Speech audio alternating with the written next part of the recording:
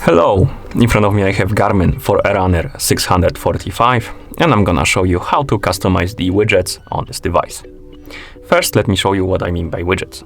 Basically, if you press the up and down button on the home screen, on the watch face, you can scroll through the list of widgets. And here we have it.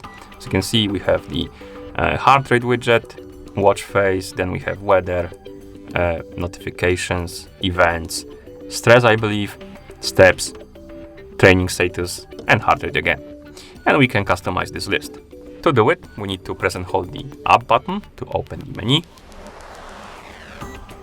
When the menu opens, you can use the down button to scroll down, select the settings, then press the start button to enter.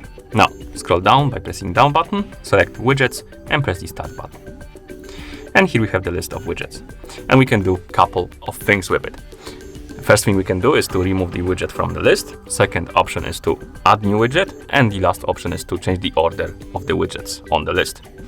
So let's remove the widget first. So find the widget, for example, weather, select it, then press the start button.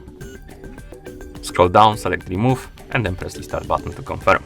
And now the weather will be gone from the list of widgets, as you can see. To add the widget, scroll all the way down. You should have the add widget option at the bottom. Select it, press start, and here you have the list of widgets you can add. For example, let's add calories. So select it, press start to add it. And then you can press the back button or add more if you want. And to change the order of the list, select the widget you want to move. For example, calories. Select it, right? Press start, select reorder, press start, and now we can move the calories. For example, let's move it right above the heart rate and then press start to confirm.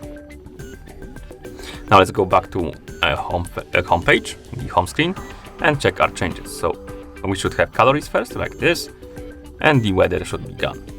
So as you can see, the weather is gone. Okay, and that's how you customize widget on this device. Thank you for watching. If you found this video helpful, please consider subscribing to our channel and leaving a like on the video.